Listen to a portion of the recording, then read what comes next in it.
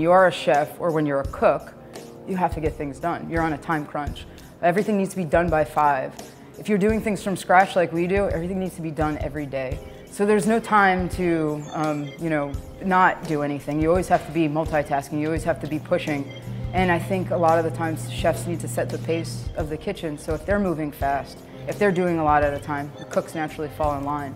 You have a lot of long hours, no weekends, free where everybody else is like, hey, we're on the boat, and you're like, cool, I'm making ravioli.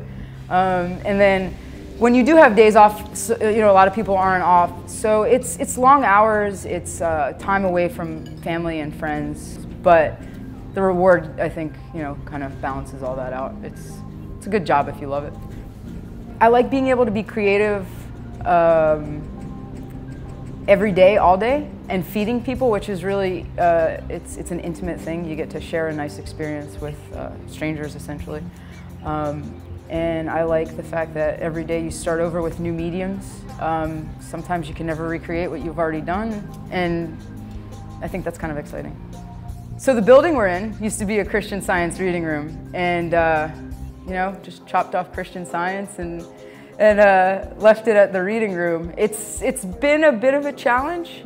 People come in here with books and laptops, or people drive by and don't really know what's going on. So we have 3,500 or so square feet of garden outside, growing all kinds of things from Southeast Asia, from India, from Africa, and then things that are familiar to people. We have an amazing gardener and friend named Margot. She tries things and they work, or she tries things and they don't, and we turn it into something that we can use it for. So nothing ever gets wasted.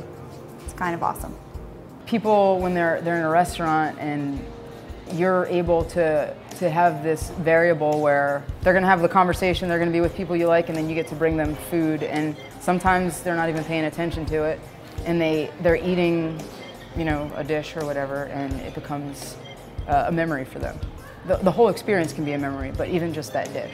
And it's something that you thought of and that you put in front of them, and now you have this connection with this person. You may never say hi to, you may never see again, but somehow you made this connection. And I think for me, not necessarily being a people person, I kind of like that because you do it from afar. With repeat guests, you actually start building relationships and friendships, and I haven't really experienced that until down here, where we've become really good friends with regulars that are super appreciative of what we're doing, and then they have us over for dinner. And it's kind of this full circle of, food, which is, really exciting. I like being connected by food pretty much than, anything else. And I guess that's why I'm here every single day. All we know is change is happening every day all around us. I think that this place is amazing.